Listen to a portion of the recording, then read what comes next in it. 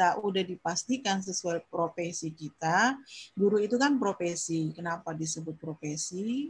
Karena jabatan yang melekat jika memenuhi 7 kriteria, maka bisa disebut profesi. Di antaranya punya teori, punya keahlian, punya kode etik. Kan guru gitu kan profesinya, sama kayak dokter, sama kayak pilot gitu. Saya ulang, punya teori, punya keahlian, punya kode etik, diakui oleh masyarakat, bersifat universal, memiliki kemampuan mendiagnostik, dan memiliki kemampuan aplikatif. Seluruh profesi dengan 7 syarat ini berarti harus dievaluasi. Tidak ada satu profesi pun yang tidak dievaluasi. Termasuk guru. Guru itu dievaluasi dalam bentuk PKG, penilaian kinerja guru. Jadi evaluasi itu isinya penilaian dan pengukuran. Penilaian berkaitan dengan mutu, kualitas, kualitatif. Kalau pengukuran berkaitan dengan angka-angka. Nanti kita ada di angka berapa. Kalau di angka berapa tuh turun dari 400 penilaian kita diberikan training lagi. Kemarin udah dibahas ya begitu.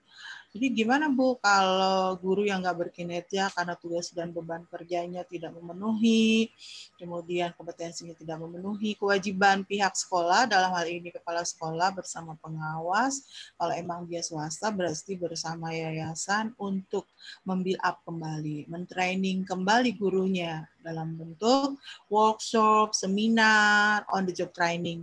Apa itu on the job training? On the job training itu dia sudah 2 tahun bekerja di situ. Tapi kalau baru masuk namanya off the job training. Butuh penilaian tersendiri. Kalau kita kemarin bilang ada penilaian formatif, ada penilaian sumatif. Formatif untuk memformat guru yang baru masuk pertama kali nih. Padahal baru masuk, baru seminggu. Itu nggak bisa dilakukan penilaian seperti PKG-nya guru lainnya yang udah sekian tahun. Tentunya kan parameternya akan beda nih, Panaga yang baru seminggu, sebulan, Salman baru sebulan gitu kan, Siti Fatimah baru 2 minggu, itu tentunya akan beda kinerjanya dengan guru yang sudah lama bekerja di situ. Jadi yang bisa dikatakan guru dengan segala NUPTK, nomor, unik, pendidik, dan tenaga kependidikan itu setelah 2 tahun. Jadi kalau baru sebulan gimana Bu? Maka PKG-nya dilakukan dalam bentuk formatif. Tentunya instrumennya beda. Jadi ditanyakan lagi oleh Salman, boleh nggak kalau CPL-nya diambil dari tempat yang berbeda masih dalam satu yayasan? It's okay, boleh. Dan pengawas pun juga akan tahu. Kenapa? Kalau ya dapodiknya satu. Data pokok pendidikan itu satu. Kalau kayak kita bilang tuh database-nya based on data semua penilaian itu pasti based on data. Kenapa based on data? Ini Irsal Sabila yang mau presentasi bukan? Iya Bu, baik. Oke, langsung aja ya. Langsung aja, kita dari tadi menunggu Anda. Ya, ini tapi saya mohon maaf dulu Bu, ini saya lagi jalan, tapi nggak apa-apa ya Bu, sambil presentasi ya Bu. Soalnya saya bisa presentasi bisa? Bisa kalau presentasi, cuman saya off-cam dan keadaan yang nggak apa-apa. Baik, saya tutup dulu. Salman, tadi Anda sudah membuka tema-tema, bagus. Dan mari sama-sama kita mulai dengan membaca basmalah. Bismillahirrahmanirrahim. Silakan Irsal baca 5 ayat dari surat yang dipilih dulu. Atau sudah ditunjuk belum Salman?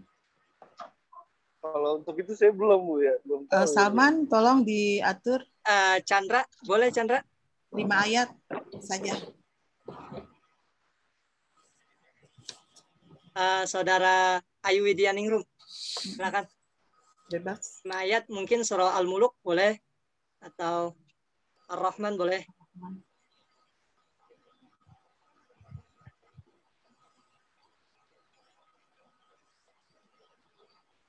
Bagaimana Ayu?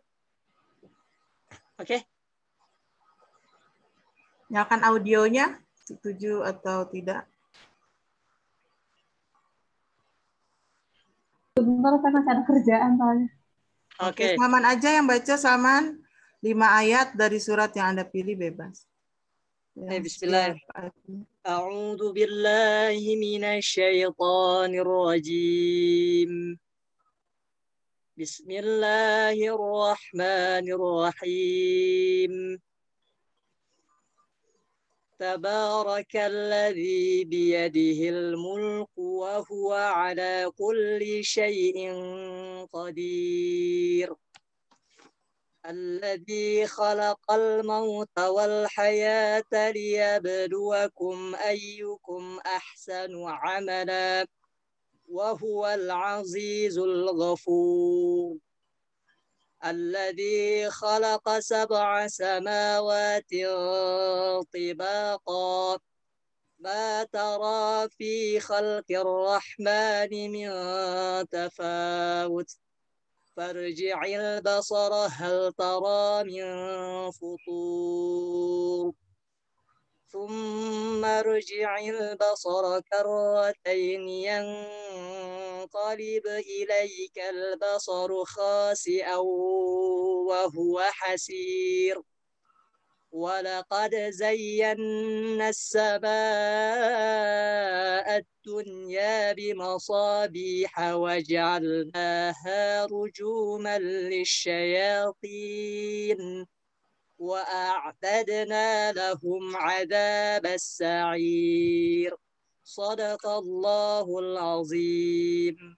Sadaqallahul azim. Allahumma arhamna bil Quran. Terima kasih Salman yang mewakili kawan untuk membacakan. Semoga kita mendapatkan rahmat dari Allah SWT. Langsung ke Irsal Sabila. Ya baik, Bu. Silakan. Terima kasih Singkat. atas waktunya. Singkat ya. Kita Ya, langsung diskusi. Ya. Oke, Assalamualaikum warahmatullahi wabarakatuh. Waalaikumsalam warahmatullahi wabarakatuh. Alhamdulillah. Enggak pakai PPT ya, Irsa? PPT ada, Bu. Coba Sama. yang bisa di screen. Salman bantu men-share screen PPT-nya Irsa. Iya Bu, saya lagi dicari. Bentar. Oh ya, Irsa langsung present. Baik, alhamdulillahirabbil alamin wa bihi nasta'in wa ala umuri dunya waddin. Wassalatu wassalamu ala Rasulillah ajma'in amma ba'du. Yang sama-sama saya hormati Bu dosen yang insyaallah dirahmati oleh Allah Subhanahu wa taala dan para teman-teman, saudara-saudara, saudari yang insyaallah dirahmati oleh Allah Subhanahu wa taala. Mohon maaf saya sebagai presentasi yang agak telat mungkin ya tadi untuk join ke Zoom-nya. Puji dan puji syukur kita kehadirat Allah Subhanahu wa taala yang mana telah memberikan kita berbagai macam nikmat, di antaranya nikmat iman, nikmat Islam, nikmat sehat walafiat. Yang mana kita bisa hadir di perkuliahan kita ini yang insyaallah mubarakah. Salawat bermahkotahkan salam yang mana tak lupa kita curahkan kepada baginda Nabi besar kita Nabi Muhammad sallallahu alaihi wasallam yang mana telah membawa umatnya minaz zulumati ilan nur au minat dalalah ilal huda.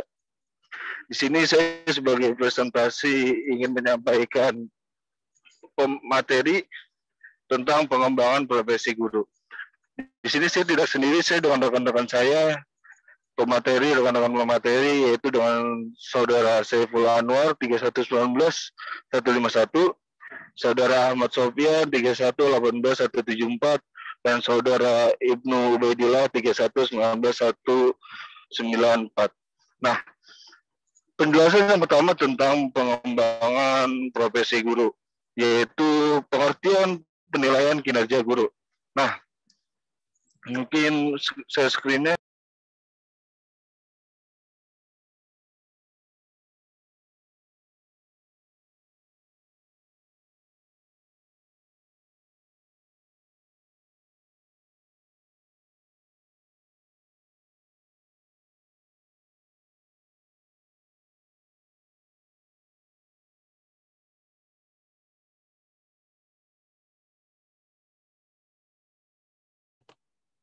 Sudah, si Irsal?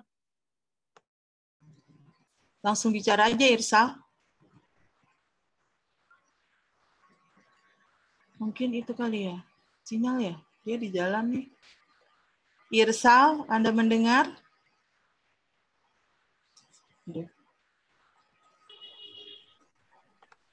Bisa dibantu Halo. Saudara Ibnu Ubaidillah. Halo, mungkin Irsa? langsung saya. Ya Bu. Iya, siapa? Irsa? Iya, saya, Bu. Iya, Bu Ibnu, Bu. saya langsung ke ini aja Bu, penjelasan pertama ya, pengertian penilaian kinerja guru. Iya. Ya, bismillahirrahmanirrahim. Untuk pertama saya menjelaskan tentang pengertian penilaian kinerja guru. Menurut Peraturan Menteri Negara Pendayagunaan Aparatur Negara dan Reformasi Birokrasi Nomor 16 Tahun 2009, PK Guru adalah penilaian dari tiap butir kegiatan tugas utama guru dalam rangka pembinaan karir, kepangkatan, dan jabatannya.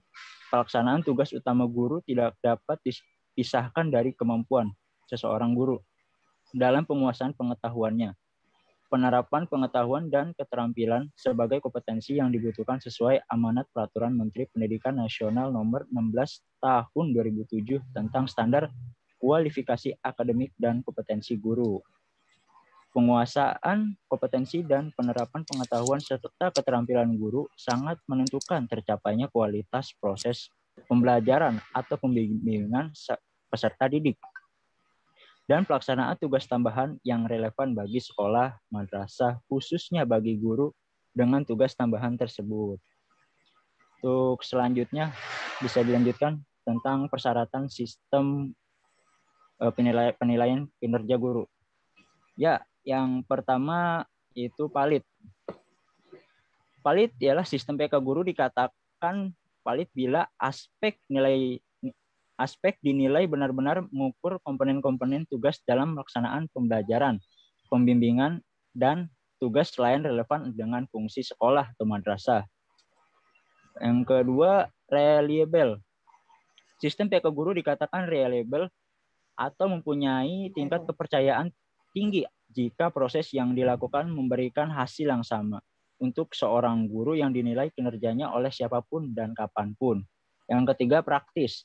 Sistem PK guru dikatakan praktis bila dapat dilakukan oleh siapapun dengan relatif mudah, dengan tingkat validitas dan reliabilitas yang sama dalam semua kondisi tanpa memerlukan persyaratan tambahan. Selanjutnya, prinsip pelaksanaan penilaian kinerja guru.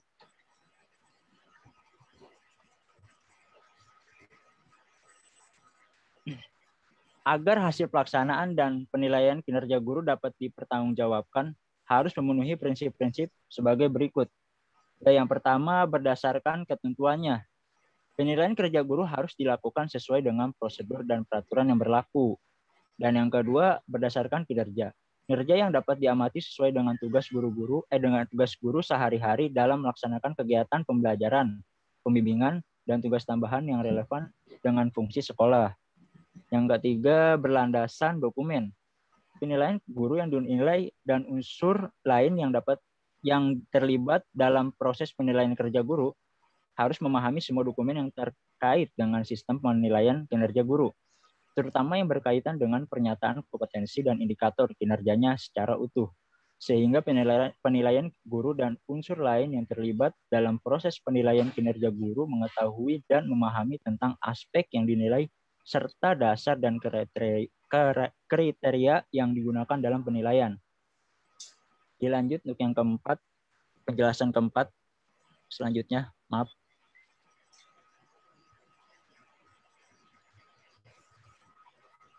Oh ya, dilaksanakan secara konsisten. Penilaian kinerja guru dilaksanakan secara teratur setiap tahun yang diawali dengan evaluasi diri dengan memperhatikan hal-hal berikut. Yang pertama yaitu objektif sesuai kondisi, adil, terus akuntabel, bermanfaat, transparan, berorientasi pada tujuan, berorientasi pada proses, berkelanjutan, dan yang terakhir rahasia. Lanjut untuk yang prosedur pelaksanaan penilaian kinerja guru. Kegiatan penilaian kinerja guru di tingkat sekolah dilaksanakan dalam 4 tahapan, yaitu yang pertama tahapan persiapan.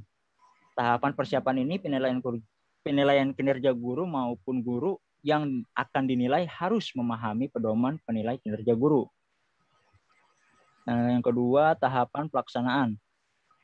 pelaksanaan evaluasi diri, ya pelaksanaan penilaian kinerja guru dalam periode 4-6 minggu di akhir kurun waktu 2 semester. Yang ketiga, tahapan pemberian nilai. Penilai menetapkan nilai untuk setiap indikator kinerja setiap dimensi tugas utama guru dengan skala nilai 1, 2, 3, atau 4. Sebelumnya pemberian nilai tersebut, penilai terlebih dahulu mengidentifikasi melalui pemantau dan atau pengamatan apakah setiap indikator kinerja untuk masing-masing dimensi tugas utama guru dapat teramati atau terpantau sebagai berikut. Memberikan pernyataan ya atau tidak untuk setiap butir penilaian setiap indikator. Tugas utama dengan bantuan rubrik penilaian indikator kinerja. Penetapan ya yaitu atau tidak pada setiap butir penilaian indikator kinerja harus didasarkan kepada hasil kajian atau analisis berbagai dokumen atau analisis catatan pengamatan atau pemantauan yang dapat menggambarkan secara utuh tidak sebagian butir penilaian tersebut. Untuk selanjutnya tahap pelaporan, yaitu kepala sekolah atau madrasah wajib melaporkan hasil dari penilaian kinerja guru. Lanjut untuk yang kelima, kinerja guru ya. Untuk kinerja guru merupakan profesi profesional di mana ia dituntut untuk berupaya semaksimal mungkin menjalankan profesinya sebaik mungkin. Sebagai seorang profesional, maka tugas guru sebagai pendidik, pengajar, dan pelatih hendaknya dapat berimbas kepada siswanya. Dalam hal ini, guru hendaknya dapat meningkatkan terus kinerjanya yang merupakan modal bagi keberhasilan pendidikan. Kinerja adalah hasil atau tingkat keberhasilan seseorang secara keseluruhan dalam periode tertentu di dalam melaksanakan tugas dibandingkan dengan berbagai kemungkinan. Seperti standar hasil kerja, target atau sasaran, atau kriteria yang telah ditentukan terlebih dahulu dan telah disepakati bersama. Jika dilihat dari asal katanya, kata kinerja adalah terjemahan dari kata provence, yaitu menurut Mangkunegara berasal dari akar kata to perform, yaitu melakukan, menjalankan, melaksanakan, memenuhi, atau melaksanakan kewajiban suatu niat atau nazar, melaksanakan atau menyempurnakan tanggung jawab, dan melakukan suatu yang diharapkan oleh seseorang atau mesin.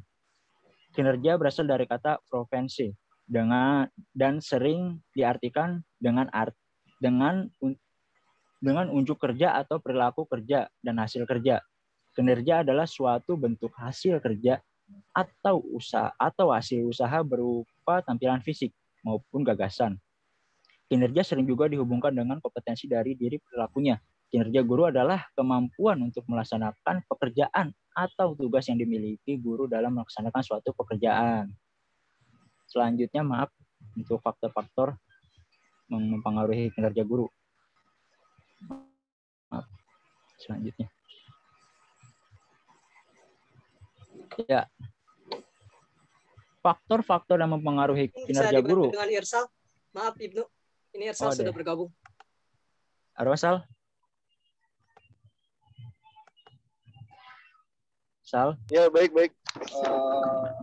Saya akan meneruskan penjelasan dari Saudara Ibnu tentang faktor-faktor yang mempengaruhi kinerja guru. Untuk suara saya aman nggak ya? Ya, aman. Aman ya? Terdengar. Saya akan menjelaskan tentang faktor-faktor yang mempengaruhi kinerja guru. Faktor yang mempengaruhi kinerja guru diantaranya tingkat pendidikan guru, supervisi, pengajaran, program penataran, iklim yang kondusif, sarana dan prasarana, kondisi fisik dan mental guru, gaya kepemimpinan kepala sekolah, jaminan kesejahteraan, kemampuan manajerial kepala sekolah, dan lain-lainnya. Nah, menurut Sudarwan dan faktor-faktor yang mempengaruhi kinerja guru adalah sebagai berikut. Nah, 1, tingkat pendidikan guru akan sangat mempengaruhi baik tidak kinerja guru. Kemampuan seorang sangat dipengaruhi oleh tingkat pendidikannya, karena melalui pendidikan itulah seseorang mengalami proses belajar dari tidak tahu menjadi tahu. Nah, dari tidak bisa menjadi bisa. Selama menjalani pendidikan, seseorang akan menerima banyak masukan baik berupa ilmu, pengetahuan maupun keterampilan yang akan mempengaruhi pola berpikir dari perilakunya. Nah, inilah berarti jika tingkat pendidikan seorang itu lebih tinggi, maka makin banyak pengetahuan serta keterampilan yang diajarkan kepada pendidikan seorang ini lebih tinggi, maka makin banyak pengetahuan serta keterampilan yang diajarkan kepada, sehingga bisa kemampuan kinerja akan baik karena didukung oleh bekal keterampilan dan pengetahuan yang diperolehnya. Nah, yang kedua, faktor lain yang mempengaruhi kinerja guru adalah supervisi. Nah, supervisi pengajaran yaitu serangkaian kegiatan membantu guru dan mengembangkan kemampuannya. Mungkin yang saya ketahui tentang supervisi yaitu seperti pengecekan apa saja yang sudah disiapkan oleh guru-guru itu, seperti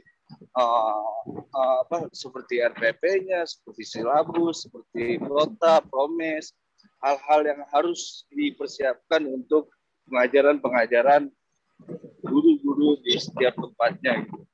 Jadi sudah ada batasan-batasan apa yang harus diajarkan nih, misalkan guru agama, guru pejokan, itu yang bisa saya pahami tentang supervisi.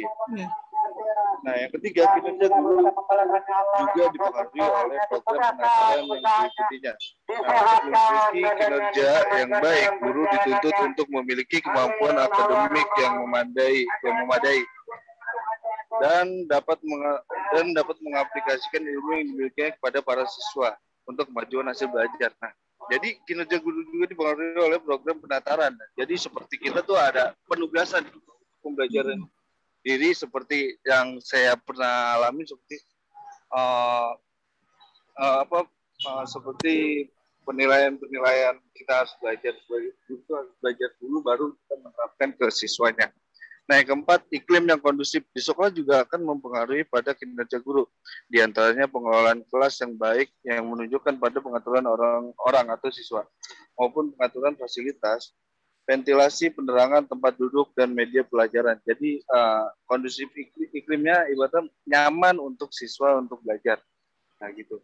Yang kelima, agar guru memiliki kinerja yang baik, maka harus didukung oleh kondisi fisik. Ada kondisi fisik dan mental. Jadi untuk seorang guru tuh kita tuh harus mempersiapkan fisik kita gitu. Kalau kita lemes, gimana kita mau mengajarkan seorang siswa gitu loh. Jadi fisik dan mental kita harus fit, harus kuat, harus sehat untuk terjun ke dunia pengajaran gitu, dunia siswa gitu. Terus untuk yang keenam, tingkat pendapatan dan mempengaruhi kinerja guru. Agar guru benar-benar berkonsentrasi mengajar di suatu sekolah, maka harus diperhatikan tingkat pendapatannya dan juga jaminan kesejahteraan lainnya seperti pemberian intensif, kenaikan pangkat atau gaji berkala. Nah, yang ketujuh, peningkatan kinerja guru dapat dicapai apabila guru bersikap terbuka, kreatif, dan memiliki semangat kerja yang tinggi.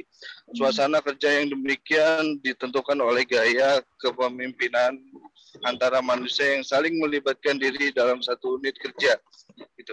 Nah, kegiatan administrasi sekolah mencangkup pengaturan proses belajar mengajar, kesiswaan, personalia, peralatan pengajar, gedung, perlengkapan, keuangan, serta hubungan kemampuan membuat pencapaian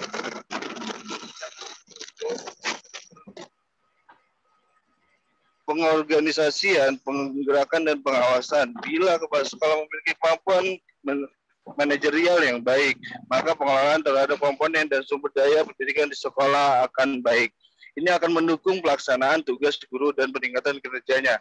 Nah, kinerja guru di dalam organisasi sekolah pada dasarnya ditentukan oleh kemampuan dan kemajuan guru dalam ikut serta mendukung proses belajar mengajar. Nah, faktor ini merupakan potensi guru untuk dapat melaksanakan tugas-tugas untuk mendukung kebutuhan sarana pendidikan di sekolah.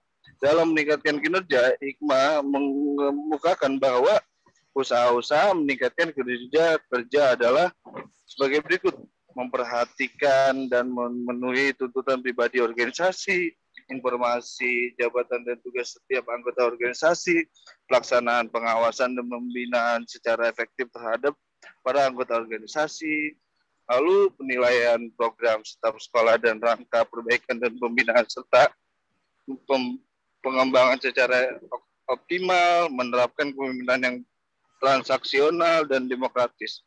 Nah, selanjutnya Arifin Abdurrahman mengungkapkan bahwa faktor-faktor yang mempengaruhi kinerja adalah imbalan finansial yang memadai, kondisi fisik yang baik, keamanan, hubungan antara pribadi, pengakuan atas status kehormatan.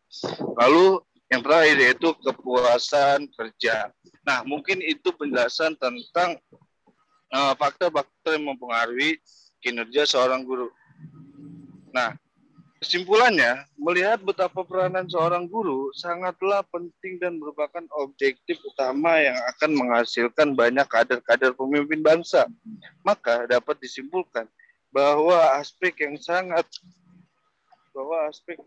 penting untuk menunjang kemampuan seorang guru yaitu dengan adanya penilaian kinerja guru yang menjamin kecapaian suatu pembelajaran dan pendidikan dengan konsep guru profesional. Nah, kesimpulannya lagi, penilaian kerja guru PKG sangatlah penting di mana tingkat pendidikan guru akan sangat mempengaruhi baik tidaknya kinerja guru. Kemampuan seorang sangat dipengaruhi oleh tingkat pendidikan, karena melalui pendidikan itulah seorang mengalami proses belajar dari tahu menjadi tahu, dari tidak tahu menjadi tahu, dari tidak bisa menjadi bisa. Namun terlepas dari itu semua, ada pun kendala dalam pelaksanaan kinerja guru karena adanya budaya pakowuh atau yang disebut budaya itu yang biasanya akan mempengaruhi objektivitas pelaksanaan penilaian kerja guru di sekolah. Jika kepala sekolah atau guru senior yang bertugas memberikan penilaian akan cenderung memberikan kemudahan dan kemurahan bagi guru yang dinilainya telah banyak memberikan jasa sebelumnya. Budaya ini pada umumnya sulit untuk dihindarkan atau dihilangkan. Nah, mungkin dari kelompok saya atau kami itu saja bisa dapat kami sampaikan, dan mohon maaf jika ada kendala sesuatu apapun dan tidak lengkap dalam berpresentasi atau ada kesalahan yang lain. Dari kelompok kami minta maaf. Mungkin itu aja. Yang ingin bertanya silakan bertanya. Oke, terima kasih Ibnu dan Irsal Sabila sudah dengan gamblang memperjelas. Tapi saya menggarisbawahi yang terakhir itu, karena budaya EWPKU itulah yang menciderai adanya PKG. Yang nggak enakan itu tuh akhirnya PKG hanya sekedar konsep. Inilah kemudian, coba matikan dulu audionya. Inilah kemudian yang harus kita pikirkan, harus kita diskusikan di dalam forum ilmiah perguruan tinggi, bahwa sebenarnya PKG itu wajib diadakan setiap tahun 4-6 minggu sebelum akhir dari tahun anggaran. Nggak boleh nggak ada. Nah, kalimat terakhir dari Irsal itu tuh yang menciderai adanya PKG. EWPKU nggak enakan. Jadi tadi yang skala dijelaskan ada 4-3-2-1, akhirnya tanpa melihat instrumen yang harus reliable, ya kan, harus countable, adaptable, objektif, dan seterusnya, akhirnya ditulis 4 semua. Padahal kan harus memang benar-benar fakta yang ada di lapangan. Ini penting PKG dilaksanakan untuk menjadi capaian sasaran kinerja guru. Capaian sasaran kinerja guru, CSKG.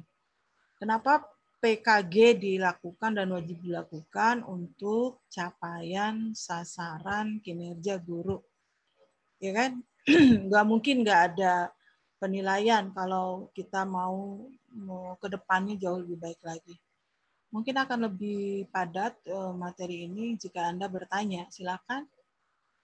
Waktunya masih ada, tolong kasih kabar ke kita. Waktunya tinggal berapa menit lagi. Kita manfaatkan. Ya. Apakah PKG itu masuknya ke supervisi kah atau gimana?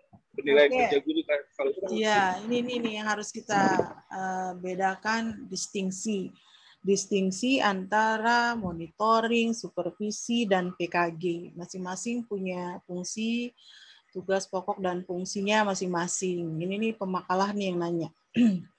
Supervisi itu kan nggak boleh berhenti kan, dia akan selalu ada, akan terus ada. Misalkan dalam seminggu terus dievaluasi. Kenapa kemudian kepala sekolah JPL-nya hanya 12? Kok nggak sama dengan 38 bagi guru? Itu fungsi supervisi. Makanya kalau Anda belajar tentang administrasi dan supervisi pendidikan, kepala sekolah selain dia bertugas sebagai guru, dia juga sebagai supervisor. Supervisor berarti kan ngawasin. Ngawasin tentunya punya instrumen tersendiri. Oleh karena itu akan berbeda dengan PKG. PKG, penilaian kinerja guru dilaporkan setiap tahun. Berarti laporan setiap tahun ini berangkat dari supervisi kepala sekolah yang dilakukan bisa per minggu, bisa per bulan, bisa per 3 bulan, dan bisa per semester, bahkan nanti di ujung disebut dengan PKG. Nah, kenapa PKG dilakukan? Untuk mengakumulasi dari supervisi dan monitoring kepala sekolah. Terus hasil dari PKG ini untuk apa? Penilaian ini untuk apa? Untuk meningkatkan kinerja. Kalau semua guru memiliki kinerja bagus, kalau Anda tadi menjelaskan kinerja itu prestasi kerja. Kinerja itu unjuk kerja, kinerja itu job performance yang ditampilkan guru dalam melayani siswanya. Berarti kan dia harus memberikan layanan terbaik kepada siswanya. Kalau ini tidak dilakukan supervisi, tidak dilakukan monitoring, tidak dilakukan penilaian, tidak akan banyak ada perubahan. Ada satu ayat yang menggiring kita, wa tanzur nafsun ma qaddamat lighad. Artinya apa? Inti dari pesan itu, kamu harus mengevaluasi segala apa yang kamu lakukan secara berkala untuk tahu apa yang akan terjadi besok. Gitu loh. Kalau kita melihat ada yang salah dalam PKG, hasilnya jelek, berarti kan harus ada treatment kan, harus ada perlakuan yang diambil oleh kepala sekolah bersama pengawas sebagai tim PKG, tim penilai, tim evaluator. Oleh karena itu besar harapan kita semua, ini nih dalam forum diskusi ilmiah ini, jangan bertentangan dengan PKG. Kita kayak diawasin ya. Kita kayak dimonitor terus ngajar, kita kayak kita tuh kayak nggak dipercaya ngajar gitu. Loh iya, yang menilai guru secara administratif, kalau di dalam makalah Anda itu disebutkan pengetahuan dan keterampilan. Karena attitude nggak bisa diukur secara skala 4, 3, 2, 1 ya, skala Likert yang kalau Anda tadi nyebutnya skala Likert 4, 3, 2, 1 baik sekali, 3 baik, 2 cukup, 1 kurang. Jadi kalau Anda mendapatkan poin 1 berarti Anda kurang, tinggal nanti dilihat skornya. Skornya berapa? Kalau di bawah 200 Anda harus di treatment.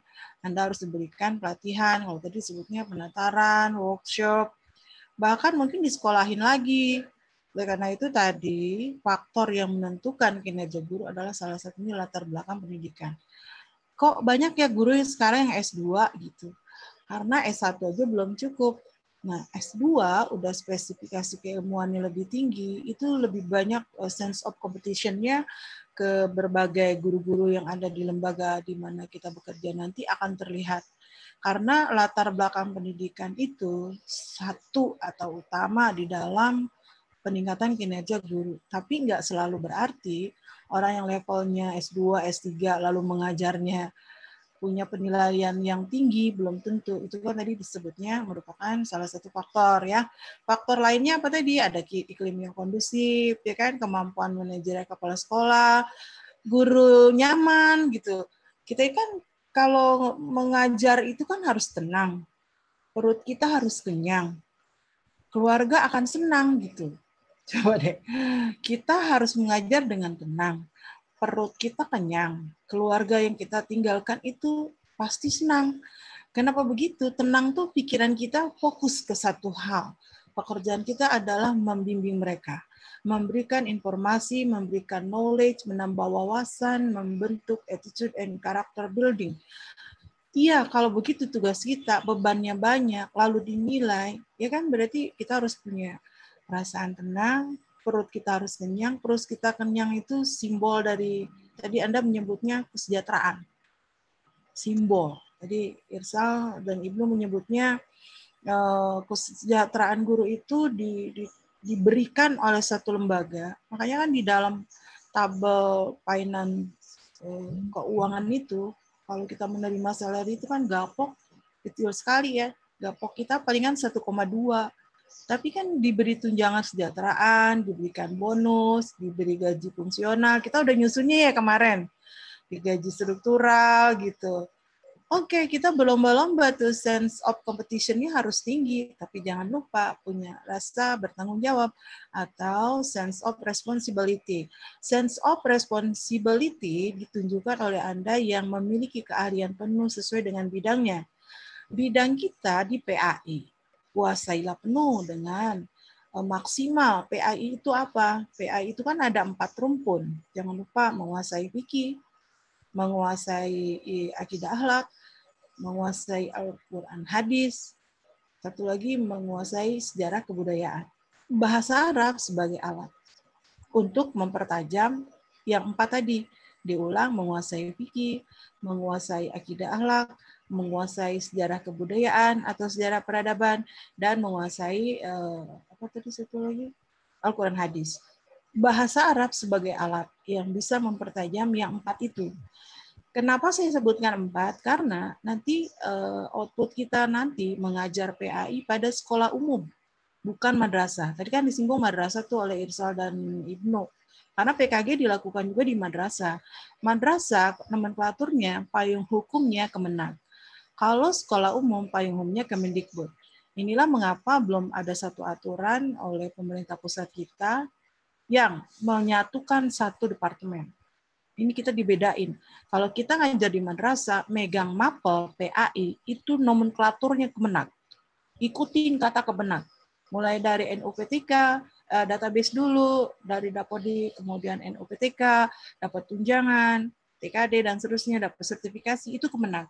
Dan bahkan Kemenag itu selalu ketinggalan dengan Kemendikbud. Kalau kita ngajar di SMK, mapel PAI, maka kita adalah nomenklaturnya Kemendikbud. Kok bisa begitu? Ya memang sudah dari pusatnya begitu.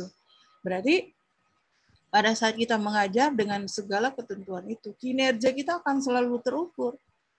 Berarti kan tadi pertanyaannya apakah supervisi, monitoring, berkaitan dengan penilaian kinerja guru ini? Iya.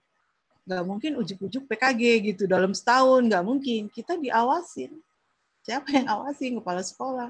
Keliling dia tuh. Kalau kita ngajar dia keliling. Sekolah yang hebat di MI di Malang itu, Madrasah Ibtidaiyah, saya pernah ke sana itu di Malang, dan satu lagi di Makassar, kita pernah mengadakan suatu riset APBN 20%. Itu di setiap sekolah, di sudut sekolah, di dalam ruang sekolah tuh ada CCTV. Ada 4 gitu, kiri kanan 4 titik. Nah, nanti ada provider lah, semacam servernya di bawah. Disitulah admin melihat, memonitor. Siapa yang memonitor? Ada kepala sekolah. Tangan kanan kepala sekolah. Kapan gurunya datang? Apa yang dia bahas? Dia melakukan interaksi nggak? Ini penilaian berbasis komputer. Computer base. Bagus tuh. Dan dia buat sistem database-nya. Jadi nggak perlu orang lagi. Sehingga tadi kalimat pakai di ujung nggak ada. Udah mesin yang kerja semua. Dan itu di recording. Hebat sekali, tapi kan berapa banyak sih ya sekolah yang berbasis teknologi seperti ini, sehingga ya kita nanti harus bersaing di beberapa sekolah yang berbasis teknologi, termasuk kalau sekolah Al-Azhar ya udah melakukan itu, Binus International School udah melakukan itu, kemudian SMA Mutahari yang dipegang oleh almarhum siapa Jaludin Rahman. Itu beberapa sekolah, ada juga International School dan Global Islamic School di Bekasi. Itu dan bayaran mahal, inputnya mahal. Kinerja yang baik sangat didukung oleh input, proses, dan output. Jadi di ujung apa Anda mengatakan kinerja guru sangat bergantung pada kesejahteraannya. Kalau dia swasta, kesejahteraan guru sangat bergantung kepada input, kepada bayaran anak per bulan. Kenapa mahal? Karena dia memberikan layanan yang termahal, yang terbaik gitu. Kenapa para orang tua mau nyekolahkan anaknya ke sekolah yang mahal? Karena dia menginginkan proses yang mahal, proses yang baik. Yang mahal itu dalam tanda petik yang bagus gitu. Apanya yang bagus? Anda bisa lihat nanti. Anda bisa melakukan sebuah riset, bedakan antara sekolah SD negeri dengan sekolah SD swasta. Hanya orang-orang yang punya uang yang bisa melakukan itu. Harusnya para pemerintah memberikan gerakan nasional orang tua asuh, yang dimana ada orang berprestasi, nggak punya uang, gerakan nasional orang tua asuh, masukkan mereka ke, misalkan sekarang udah mulai masukkan Hupas, ya, rumah penghafal Al-Quran, itu kan dimulai dari para pengusaha. Karena 20% aset para pengusaha itu harus didedikasikan untuk kepentingan sosial. Salah satunya adalah dengan membangun sekolah dan memberikan layanan-layanan, terutama di bagian keuangan atau dana. Itu penjelasan saya, padahal belum ditanya oleh para anggota lain ya, malah pemakalah yang nanya. Saya kira itu penjelasan yang sebenarnya Anda bertanya, Anda membuat sendiri, tapi Anda bertanya sendiri. Memang kadang kita bisa cerdas dari apa yang kita tulis. Dan kita bisa mengkritik dari apa yang kita tulis. Jadi banyaklah menulis. Kalau kita banyak menulis, lama-lama apa yang kita tulis kita bisa kritik sendiri. Orang belum bisa menulis kalau belum banyak mendengar, ya kan? Mendengar tuh ya forum kuliah, forum diskusi, dan lain-lain. Kenapa ayat Al-Quran menyebutnya innasam awal absor? Mendengar dulu. Maharatul istima' itu sangat penting buat para calon guru, mendengar apapun, webinar tentang PKG. Jadi kalau Anda mau kuliah topiknya apa, saya kritik ya, makalah Anda bukan pengembangan profesi guru. Pengembangan profesi guru itu mata kuliah. Makalah Anda adalah judulnya PKG, penilaian kinerja guru. Itu. Pengembangan profesi guru itu mata kuliahnya. Nah, topik kali ini adalah PKG. Kenapa harus ada PKG? Tadi kita udah bahas bahwa sebuah kegiatan tetap harus dilakukan monitoring. Penting banget tuh, supervisi penting banget. Saya analogikan begini, Anda bangun rumah, Anda udah serahkan kepada arsitek, ya, udah kepada pemborong. Sebagai pemilik, kita kepala sekolah nih, sebagai pemilik, yang pengen bangun rumah itu jangan menyerahkan sepenuhnya kepada pemborong dan pada arsitek. Anda harus tahu spesifikasinya. Harus tahu tuh. Jangan nanti besi yang harusnya milihnya 12 dibeli yang 9. Rusaklah nanti bangunan kita. Sama tak ubahnya sebuah lembaga pendidikan ya di mana guru menjadi faktor dominan penentu keberhasilan anak harus dimonitor. Siapa yang monitor? Kepala sekolah. Guru di atasnya ya kepala sekolah. Lalu kepala sekolah dimonitor tidak, Bu? Iya. Siapa yang monitor kepala sekolah? Pengawas. Kok kepala sekolah dilakukan penilaian juga? Iya, karena dia mengajar 12 JPL. Berarti instrumennya hampir sama dengan guru plus dengan tugas tambahan. Kenapa begitu? Ya kan dia harus memikirkan kita juga sebagai guru yang selama ini mengajar sesuai dengan kompetensinya atau tidak. Ini makalah ini sangat ideal ya, sangat luar biasa gitu. Oh, ada nggak sih di lapangan yang kayak gitu? Ya harus ada. Kalau mau LPKU, ya kita nggak akan menginginkan situasi yang baik. Saya kira itu Irsa juga buat para teman-teman lain yang mendengar penjelasan saya, karena kita nanti akan ada dalam posisi itu.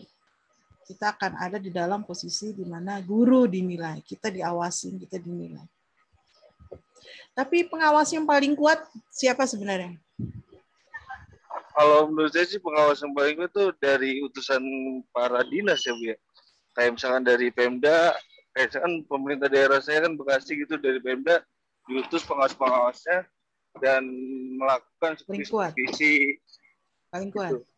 Iya, menurut saya sih itu setiap utusan pengawas dari SD masing-masing itu dari. Kalau ada kongkoliko nggak kuat juga dong. Kalau itu sih saya kurang tahu ya, Bu ya. Ada kongkoliko, udah bayar aja aman deh. Pengawas kan gitu. Makanya diplesetin, mohon maaf ya, ini harus riset juga. ini stigma yang jelek sebenarnya. Tapi yang jelek kan perlu diriset kan untuk membuktikan benar nggak jeleknya. Kan desain the Solon tuh harus kan. Desain apa yang ada di lapangan, desain apa yang ada di teori, di idealnya, ada Solon apa yang ada di lapangan. Kita sebagai orang yang mencari sebuah kebenaran, lembaga pendidikan tinggi itu kan lembaga pemikir, lembaga yang memecahkan ide. Kalau ada kesimpang siuran dalam proses pendidikan, adalah garda terdepannya, adalah nanti yang akan meluruskan. Enggak tahulah ya, di antara kita ini ada yang 24 orang partisipan kelas C, kelas 4C, ada yang jadi menteri, ada yang jadi kepala dinas. Ya udahlah, bekerjalah sesuai dengan kinerjanya masing-masing. Tapi menurut saya, evaluator yang paling tinggi adalah Tuhan dan diri kita sendiri. Al-Isra ayat 13, 14, 19. Wa kulla insanin alzamnahu ta'irahu fi unuqih. Wa nukhrija lahu yaumal qiyamati kitaban yalqahu mansura. Iqra kitabaka kafa binafsika al-yawma 'alaika hasiba. Jadi Allah itu dekat banget dengan leher kita. Fi unuk nih, di punggung belakang nih. Jadi sebelum ada supervisor yang mengevaluasi kita, Allah udah bilang, "Hey, ngajarlah dengan kalimat yang jelas, qaulan sadida. Hei, mengajarlah dengan kalimat yang gampang, qaulan maisura. Hai, mengajarlah dengan jelas, qaulan baligha. Hai, mengajarlah dengan lembut, qaulan layyina." Itu kan pesan Al-Qur'an. Ini enggak ngajar marah-marah. Anak yang pintar aja yang Anda deketin. Ya kan? Yang bodoh semakin dibodohin. Bu, saya kan mau belajar di sini. Kalau saya pintar, ngapain saya belajar sama ibu? Itu ada anak yang kritis begitu. Harus kita tanggapin karena kita adalah pelayan mereka. Kinerja kita diukur bukan yang apa yang ada dalam makalah pengetahuan dan keterampilan saja, tapi attitude kita. Maka di ujung ayatnya, kafa binafsikal yauma 'alaika hasiba. Cukuplah di Al-Isra ayat 15 itu. Cukuplah dirimu menjadi evaluasi dirimu sendiri. Sebelum nanti secara administratif tim penilai, dalam hal ini kan tim penilai itu kita udah bahas kemarin, pengawas, kepala sekolah, orang tua dan siswa sebagai partisipan yang memberikan persepsi. Persepsinya nanti instrumennya ada, instrumen 1 untuk TK, instrumen 2 untuk SD, instrumen 3 SMP, instrumen 4 SMK. Kita ada di instrumen 4. Jangan salah nanti dengan instrumen yang ada. Beda-beda sekali dengan instrumennya. Ya, ada pertanyaan? Gue pusing. Info aja. Ini teman-teman mau absen tapi nggak bisa, lagi error portalnya. Apanya yang error? Portalnya error, Bu. Waduh. Ya. Tapi saya udah bukain. Ya udah, nanti saya yang absenkan. Yang jelas di sini jumlahnya ada 20. 1, Bu. 22 ya? Jumlahmu berapa semuanya? 23. Oh, satu orang nggak masuk. Ya udah, saya anggap masuk aja semua. Yang satu Ya. siapa? Nggak ada kabarnya. Oke, ada pertanyaan lagi? Sepakat nggak PKG itu dilakukan? Sepakat loh. Sepakat, Bu, sepakat. Ada yang nggak sepakat? Orang ngajar kok diawas-awasin gitu, dinilai-nilai. Ada nggak yang nggak sepakat? Siapa yang nggak sepakat? Iya. Ada nggak yang nggak sepakat? Memangnya diisi ya, Bu? Iya, diisi oleh pengawas. Penilaian kita dengan skala 4, 3, 2, 1. 4 itu sangat baik, 3 itu baik, 2 itu cukup, 1 itu kosong, kurang. Jangan sampai ada nilai angka 1. Kalau 4 udah baik banget gitu. Apa yang dimintakan ada semua gitu. Biasanya kita dibuatkan portofolionya dulu, dokumennya dulu. Seperti penjelasan tadi, ada persiapan, ada pelaksanaan, ada pelaporan. Dan intinya ada PKG ini berguna untuk capaian sasaran kinerja guru. Kalau pegawai, capaian sasaran kinerja pegawai. Nggak usah dipusingkan dulu beberapa penjelasan ini, yang jelas ini sebuah informasi, sebuah sebuah keniscayaan yang nggak bisa dihindari ketika kita menjadi profesi guru, ada penilaian gitu. Kalau lembaga kan kayak ada akreditasi, kan? Akreditasi itu masih ada di tingkat SMA ke bawah, tapi perguruan tinggi udah nggak ada. Jadi akreditasi itu sampai kepada akreditasi institusi, terakhir kemarin 2020 setelah kesini yang menilai adalah masyarakat. Oke, seperti itu. Saya kira cukup. Waktunya sudah lewat. Ada lagi yang mau menyampaikan hal? Bu, boleh bertanya, Bu? Silakan. Ya. Tadi kan pada saat dilakukan penilaian terhadap guru gitu, Bu, kinerja guru. Nah, pada saat pengawas melakukan MONEP, kan monitoring evaluasi terhadap sekolah, itu supaya kita bisa, maksudnya nilainya yang terbaik itu tahapan-tahapan apa yang harus kita lakukan gitu. Yang pertama sesuai urut-urutan persiapan dulu, kedua pelaksanaan, ketiga penilaian, keempat laporan. Persiapan yang harus kita lakukan adalah dokumen. Dokumennya harus lengkap. Dokumen dalam bentuk portofolio. Portofolio itu ya dokumen. Nanti diarahkan oleh wakil kepala sekolah bidang akademik. Salah satu isi dari dokumen itu adalah Prota Promes. Anda nanti akan mengenal Prota Promes di semester 5. Bagi teman-teman yang sudah menjadi guru, siapa nih yang menjadi guru? Ayo. Pasti nggak asing dengan kata Prota Promes. Jangan pusing ya. Tadi saya dengar ada yang pusing tuh. Prota Promes itu program tahunan. Promes itu program semester. Anda mengenal ini, makhluk ini apa, dia kenapa, bagaimana, nanti di semester 5. Intinya, Prota Promes itu program selama setahun di sekolah itu, Promes, program selama 1 semester di sekolah itu. Nanti ada program 1 bulan, ada program 1 minggu, ada program 1 hari, ada program 1 JPL. Program 1 JPL namanya RPP. Rencana Program Pembelajaran. Disitulah kita menyusun RPP. Nanti tambah pusing, nggak apa-apa. Saya ulang. Ini turun. Ada Prota program 1 tahun, ada Promes program 1 semester, ada program 1 bulan, ada program 1 minggu, ada program 1 hari, ada program 1 JPL. 1 JPL tuh 45 menit. Kalau kita 2 JPL sekali mengajar berarti 90 menit. Kita disitulah menyusun RPP, rencana program pembelajaran. Setiap kali kita mau mengajar per pertemuan dalam 1 hari, kita buat RPP. Nanti kan diakumulasi tuh selama 1 semester, namanya Promes.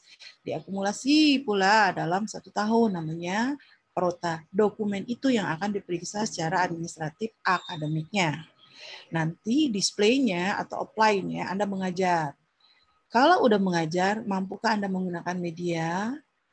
Mampukah Anda melakukan feedback umpan balik ke siswa? Mampukah Anda berbasis teknologi?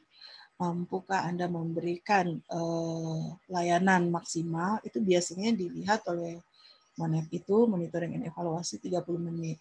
Itu tadi di ujung Pak Irsal dan Pak Ibnu, biasanya EWU. Para pengawas nggak mau nongkrongin selama menit demi menit, ditinggal aja. Gitu. Nah sekarang bagaimana nih PKG selama pandemi? Apa datang dia? Enggak, kan siswanya nggak ada. Gimana? Ya pakai soft copy, dikirim secara online, jadi nggak ada masalah sih. Itulah yang membuat pandemi ini menjadi banyak kreativitas bagi pengawas atau lembaga-lembaga pendidikan lainnya melakukan dalam kinerja ini, penilaian kinerja ini. Nah, Bapak Ibu sekalian, jika kita sudah terjun dengan ikhlas gitu, dengan ruh yang ada, saya kan mengatakan at-thariqatu ahammu minal madah wal mudaris ahammu minat thariqah wa ruhul mudaris ahammu min mudaris nafsuhu. Jiwa kita mengajar itu menggiring kita menjadi sebuah kemudahan. Jadi kalau ada MONEP datang, kita nggak tergopoh-gopoh gitu. Karena kita udah melakukannya dalam proses gitu kan. Karena yang bagus memang proses, bukan akhir. Tadi makanya bagi guru yang dilakukan PKG yang lama 2 tahun misalnya dia mengajar, itu namanya penilaian sumatif. Tapi bagi guru yang baru kayak tadi tuh Pak Naga baru masuk seminggu, ya nggak sama dengan Pak Ilyas yang udah 5 tahun di situ mengajar. Ya instrumennya Pak Naga adalah formatif, instrumennya Pak Ilyas yang sumatif gitu. Jadi nggak sama. Kenapa? Pengalaman yang bisa membentuk setiap guru memiliki kinerja yang jauh lebih baik daripada yang baru. Tapi, nah ada tapinya. Tapi belum tentu guru lama bisa lebih baik dengan guru baru.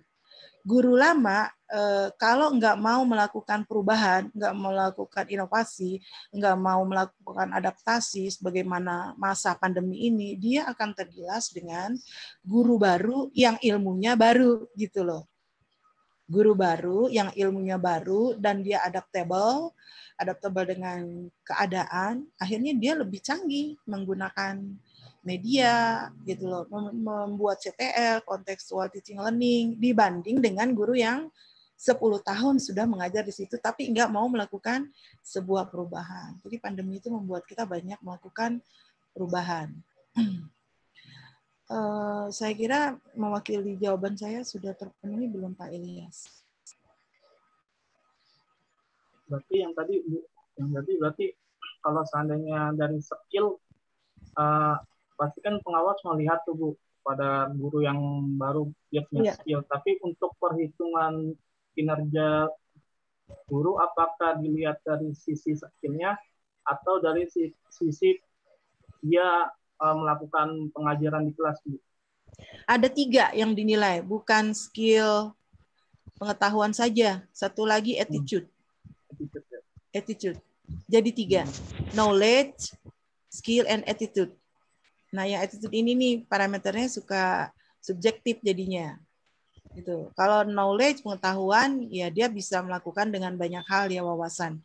Skill, keterampilan mengajar di kelas. 3 ya, skill, knowledge, attitude. Ada lagi? Terima kasih. Oke, sama-sama. Bukan buat Pak Ilyas aja, juga buat yang lain. Ada lagi Pak? Mohon maaf, tapi Ibu? pengen nanya lagi, boleh nggak Bu? Silakan. Mohon izin Salman gimana nih? Yang mau nanya siapa? Saya Bu, karena dosen Singkat ya? belum bergabung. Oh belum? Iya. Ya udah kita nunggu kabarnya. Silakan.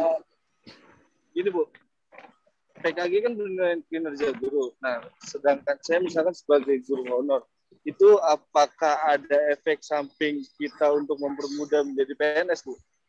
Misalkan PKG kita, ya jadi apakah ada efek samping untuk kita bisa lebih mudah lagi untuk menaik menjadi PNS Bu?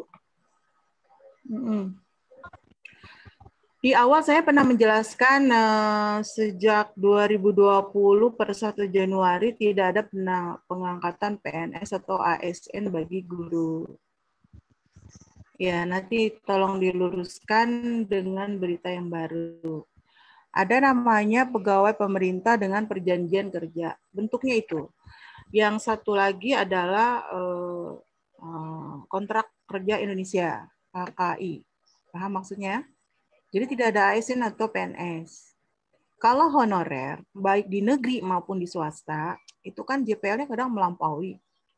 Bagaimana upaya kita untuk bisa melakukan sampai ke PKG? Yang dilakukan PKG itu bukan guru honorer, guru tetap. Honorer itu kan membantu guru. Tapi hebatnya ya, ada orang yang mengajar sebagai guru honorer sampai puluhan tahun di situ. Masya Allah, mengabdinya luar biasa banget. Di SMKN 5 Jakarta, saya sebagai saksi sejarah, namanya Pak Nasuhi, cari orangnya. Luar biasa tuh, umurnya hampir sama saya, 55 dia umurnya. Itu mengajar dengan setulus-tulusnya sampai sekarang belum PNS atau ASN, sekarang kan namanya ASN. Dia masih saja honorer. Kalau honorer diangkat, pemerintah pusat memberikan. Nah, sekarang tidak lagi ada peluang gaji dari pemerintah pusat. Jadi dari sekolah yang menggaji honorer itu. Jadi yang dilakukan PKG itu Pak Irsal dan teman-teman lain bukan guru honorer, guru tetap. Sama kayak dosen juga gitu. Yang dihitung BKD, kalau dosen BKD ya, bukan PKG, beban kinerja dosen. Itu yang dinilai adalah dosen tetap. Kalau guru ya guru tetap. Sekarang bedanya apa antara guru tetap dengan guru honorer? Secara akademik, guru honorer tidak melampaui jumlah JPL guru tetap. Tadi berapa jumlah JPL guru tetap? 34 sampai 38. Oke, bentar. 34 minimal, 38 maksimal. Tapi ada juga yang 40, 45, terserah. Yang dinilai adalah 38 gitu. Selebihnya bonus.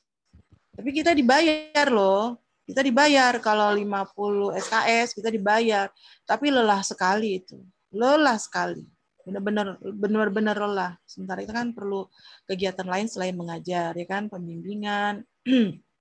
Kadang kita meriset, melakukan PTK. PTK itu penilaian tindakan kelas atau action research. Classroom Action Research atau PTK, Classroom Action Research. Selain kita mengajar, kita juga melakukan Classroom Action Research. Itu juga menjadi butiran yang ada di dalam PKG. Nah, bagaimana upaya kita untuk bisa menjadi guru tetap? Ada pengusulan, ada formasi, ada lolos butuh gitu. Kamu sebenarnya jadi guru tetap di Al-Azhar, tapi kamu pengen guru tetap misalkan di BINUS gitu. Itu harus ada lolos butuh.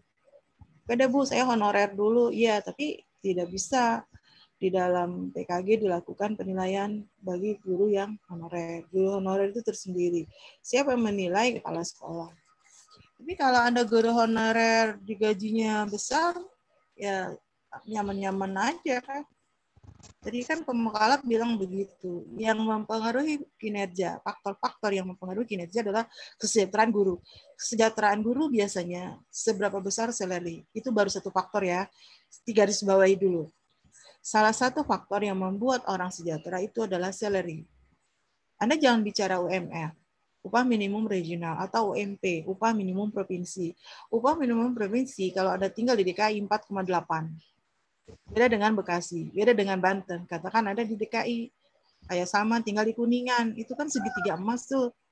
Ya kan, living cost-mu besar. Gajinya cuma 1,8. Jangan hitung ke situ. Waruhul mudaris, ahammu min mudaris nafsuhu. Kalau Anda hitung UMP atau UMR nggak ketemu. Nggak akan ketemu, 1,8. Padahal UMR-nya berapa? DKI 4,8. Hiduplah sesuai dengan apa yang kita terima. Makanya ada input, ada proses, ada output. Pengeluaran besar ya karena masukannya besar. Ya kan, masukannya kecil, ya keluarnya harus kecil. Jangan melampaui pemasukan. Saya kira itu Pak Irsal. Biasanya kita setahun sih jadi guru honorer. Oh iya Bu.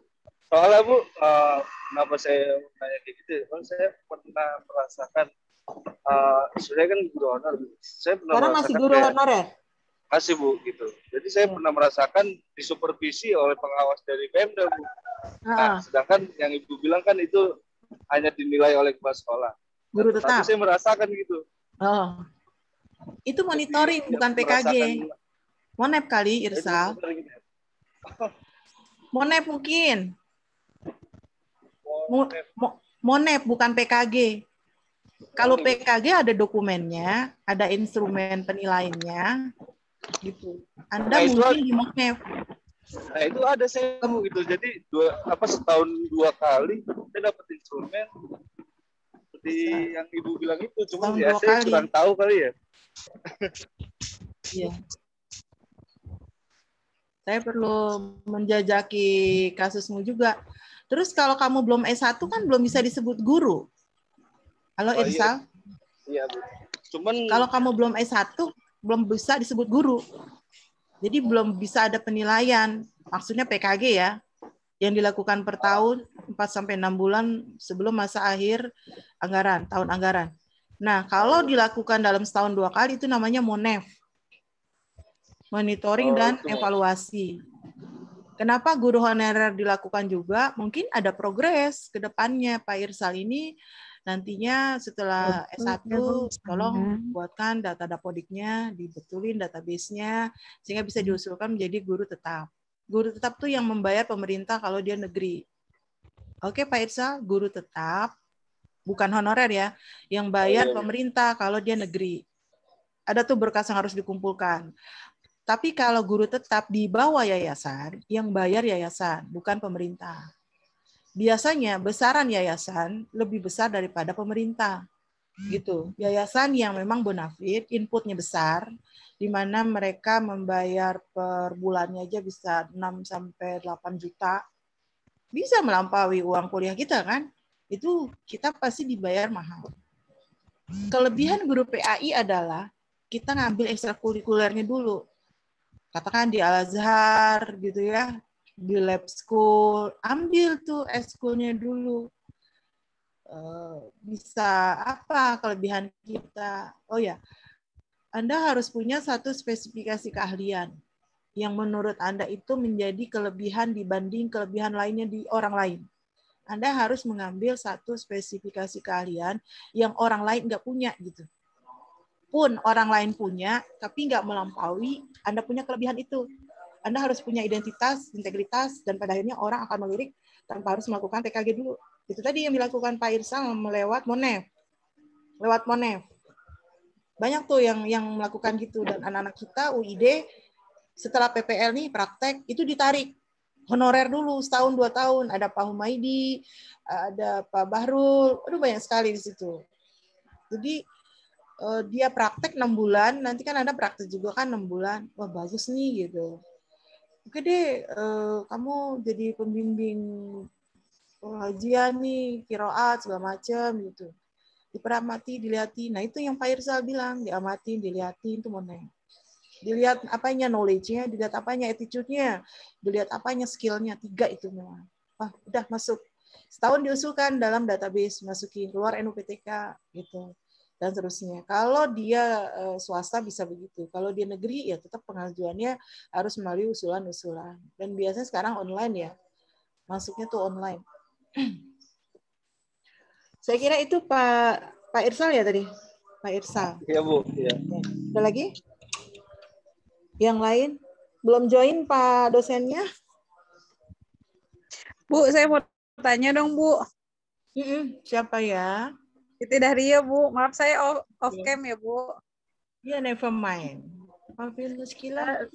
Yang saya mau tanya ini nih, Bu. Kan RPP itu kan kita bikin sendiri tuh ya, Bu. Iya. RPP kita bikin sendiri. Nah, kalau RPM sama semester itu kebetulan saya baru, Bu, maksudnya baru 6 bulan lah di RA gitu. Nah, itu kan ya RA diwajibkan bikin RPP karena tahun-tahun kemarin RPP ada gitu kan. Cuma karena kita online jadi RPP-nya berubah tuh, Bu. RPP-nya pakai yang BDR kan jadinya. Ya, Spider-Man. Ada nah, nyebutnya PDR, ntar yang lain nggak ngerti lagi. Oh iya. Spiderweb. Yang lain ngerti nggak tuh? Bu Daria bilang tuh PDR. Spiderweb. Ya, next. Pertanyaan Anda? Kalau untuk yang rencana semester itu sudah ditetapkan dari kurikulum atau gimana ya, Bu? Oke. Karena kebetulan saya tanya kepala sekolah, dia bilang mungkin jawaban kepala sekolah nggak maksudnya saya nggak puas dengan jawaban kepala sekolah. Dia bilang udah ikutin aja yang ada di situ gitu. Jadi saya gitu kan. Sekolahnya suruh kuliah dulu di UID. Nah terus sama Ibu Dahria. Sama KD-KD-nya, Bu, gitu kan. KD-KD-nya itu agak mungkin buat apa ini buat teman-teman aja sih. KD-nya kompetensi dasarnya itu ternyata banyak banget dan otomatis kita harus hafal gitu. Apa paling enggak harus hafal sesosumnya tuh di mana gitu, di emosionalnya apa gitu, apa masuknya ke mana penilaian itu yang kita ajarkan, maksudnya RPH setiap harinya itu rencana pembelajaran harian. Nah itu apakah sudah ditetapkan dari kurikulum atau menyesuaikan, Bu? Oke. Ini materi kuliah semester 5. Semoga Anda paham dan semoga Anda bersabar. Kesimpulannya aja nih saya sampaikan. Takut nanti ada yang bingung. Kalau kita mengajar di RA itu Raudatul Atfal, sama saja dengan TK. Ya. Iya, Bu. TK itu kan nggak ada mapel. Yang Anda sebutin tadi RPM atau RPH. RPM itu namanya rencana, bukan RPM yang ada di mobil ya, takutin nanti ketukar apa yang ada di mobil. RPM itu rencana pembelajaran mingguan, RPH itu rencana pembelajaran harian. Kalau di RA, di Raudatul Atfal, tidak mengenal namanya KD. KI, KD, IK. KI itu kompetensi inti, KD kompetensi dasar, IK indikator kompetensi. Kita yang menyusun IK. Tadi kan pertanyaannya KD itu dari mana? Dari pusat. KD dari pusat. KI dari pusat. Sekarang gitu tuh. Sekarang. Kenapa sekarang? Dimulai sejak tahun 98 sampai sekarang bahwa antara KI, KD enggak kita yang nyusun. KI 1 tentang aspek religius. KI 2 tentang aspek sosial. KI 3 tentang aspek pengetahuan. KI 4 tentang aspek keterampilan. Ayo, bingung kan? Religius, sosial, pengetahuan, keterampilan. Jadi kita mengajar, apalagi guru agama nih, mau di RA, mau di SD, SMP, SMA, udah pasti religius. Kedua aspek sosial, itu di kompetensi inti tuh. Yang ketiga adalah pengetahuan, perbanyak dengan informasi yang kita sampaikan, lalu keterampilan. How to do, jangan sekedar ceramah aja, melakukannya apa, misalkan tata cara sholat, wudu, dan seterusnya. KI yang dirumuskan tadi itu bukan kita yang rumuskan dari pusat. Pusat apa? Pusat kurikulum. Jadi lembaga kurikulum. Kemudian yang kedua adalah KD, kompetensi dasar. Breakdown dari KI. Breakdown itu rincian dari KI. IK kita yang mengerjakan. Tadi kamu menyebutnya KD, saya pusing ngapalin nih. Jangan dihafalin. Jangan dihafalin. Tapi bagaimana menginterpretasi KD ke dalam penjelasan kita dengan anak-anak.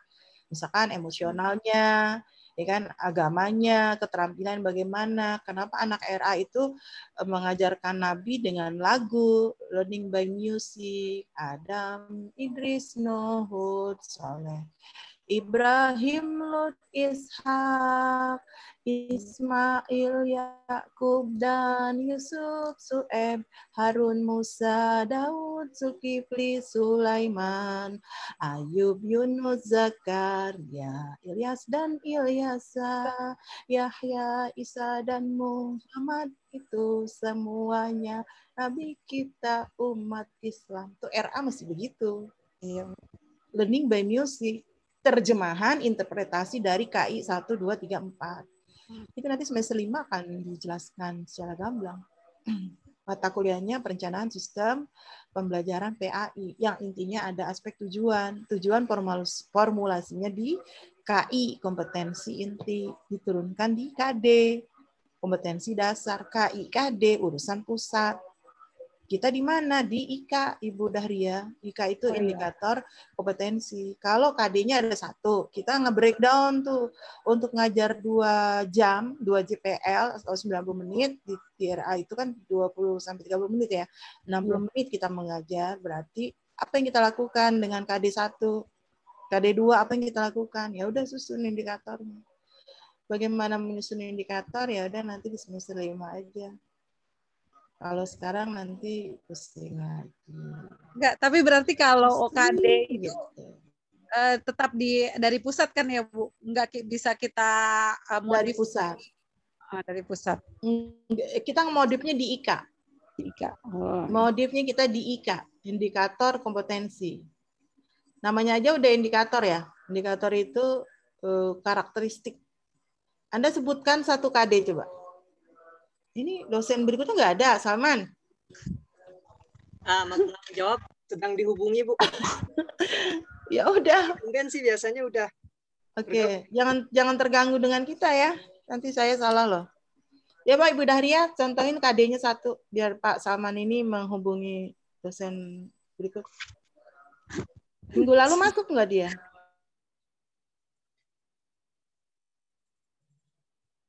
Masuk.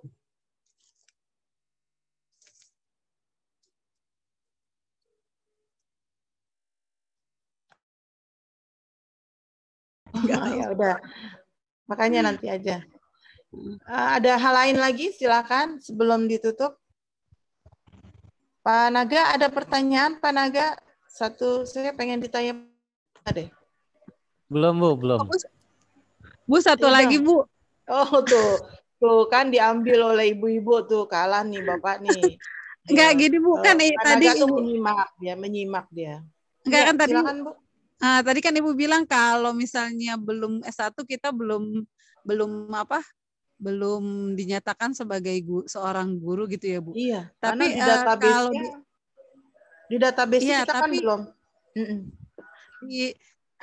Jadi gimana ya, Bu? Di tempat saya itu di RA dimasukkan ke simpatika gitu kan? Oh, bisa. Kita tetap dapat NUPTK, tapi kita dimasukkannya situ bukan tenaga pendidik, tapi pendidik kali. Pembantu. Bukan pendidik, Bu. Tapi dimasukkan ke kayak lab gitu, Bu. Iya, kepala kependidikan. Tenaga kependidikan ya, Bu. Iya. TU gitu. Iya. Dan operator gitu. Iya. Berarti kalau misalnya kita udah bahas tuh kalau misalnya waktu sertifikasi. Iya, maksudnya berarti kan kalau walaupun dia belum sarjana, tapi kalau dia sudah punya NUPTK dan ada penilaian, itu ada kemungkinan dia bisa sertifikasi gitu. Enggak bisa, Bu. Syarat iya, Ibu kan masuknya, contohnya Ibu nih ya, biar gampang. Ibu dimasukkan sebagai tenaga kependidikan, bukan pendidikan. Lihat Undang-Undang Nomor 14 tahun 2005. Tenaga pendidik dengan tenaga kependidikan beda. Tenaga kependidikan emang dapat tunjangan, Bu. Dia nggak mesti S1, kepala lab, kepala TU, bendara, nggak mesti S1. Tapi kalau pendidik, guru, mesti S1. Undang-undang tuh, lah Buddha, nggak bisa ditawar. Ya, sehingga nanti Ibu sertifikasinya bukan pendidik, hati-hati juga. Ini untuk mengisi kekosongan kelihatannya, Ibu. Inilah yang kemudian hancurnya lembaga begitu. Ada 3 yang menyebabkan pendidikan nggak pernah maju adalah input, proses, output tidak dilaksanakan secara maksimal. Tuh. Input, output dilaksanakan tidak maksimal. Yang kedua, tidak melibatkan anggota masyarakat di dalam mengambil keputusan. Ibu punya lembaga pendidikan RA. Pernah nggak menerima masukan dari luar? Tenaga ahli? Perguruan tinggi? Paling kepala yayasan aja sih, Bu. Ya, kita nggak menceritakan subjektif kepala sekolah di mana Ibu bekerja ya. Ini kita bicara idealitas. Kita selalu berbenturan dengan realitas. Gitu loh. Saat kita berbenturan dengan realitas, sebagai orang yang selalu bersabar, kan nggak mau dalam posisi itu. Bagaimana nih melakukan sebuah perubahan? Oke, Ibu sekarang di dalam posisi yang benar aja dulu, jangan keluar. Karena orang mau masuk aja udah susah kan. 6 bulan, Ibu bukan pendidik, hati-hati. Ibu tenaga kependidikan, emang benar begitu. Karena bukan S1. Dapodik atau apa tadi Ibu bilang? Simpatika, Bu. Simpatika. Itu memang boleh tenaga kependidikan, boleh tidak S1. Tapi kalau guru udah harus S1. Karena dia berbasis prodi. Yang nanti akan lebih sulit adalah untuk memperoleh tunjangan, kenaikan golongan, dapat sertifikasi. Kan mesti S1. Namanya Ibu kuliah, bersabarlah 2 tahun. Ibu pindah golongan Ibu menjadi golongan B. Ibu sekarang jadi golongan 2A. Begitu Ibu S1 udah langsung B, 3B. 3A dulu baru masuk ke tahun 3B, proses pindahin, Bu. Home base Ibu harus pindahin. Ya, makanya kita harus berdekatan dengan admin begitu. Data kita harus terus diupdate per 1 tahun.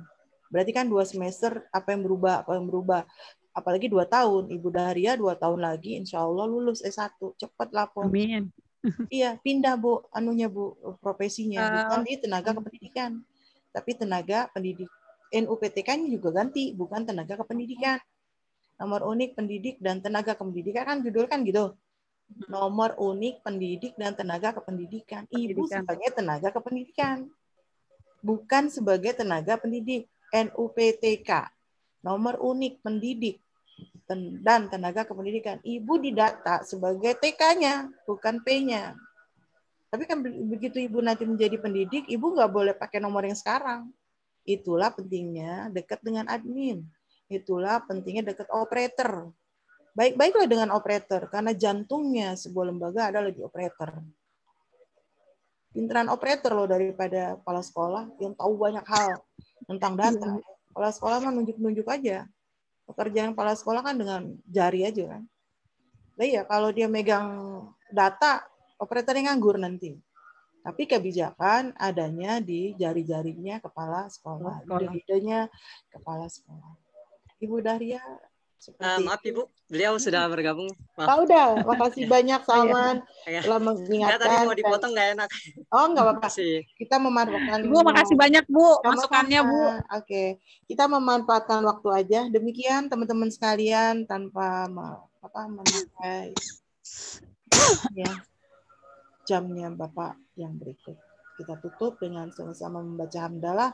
Assalamualaikum warahmatullahi wabarakatuh. Waalaikumsalam warahmatullahi wabarakatuh. Terima kasih Bu. Habis lebaran. Iya Pak Naga. Habis lebaran masih, kita Bu. ketemu lagi Bu Nuraini, Bu Daria dan semuanya, Pak Chandra, Pak Salman. Terima kasih ya yang udah selalu membimbing kita nih dalam link.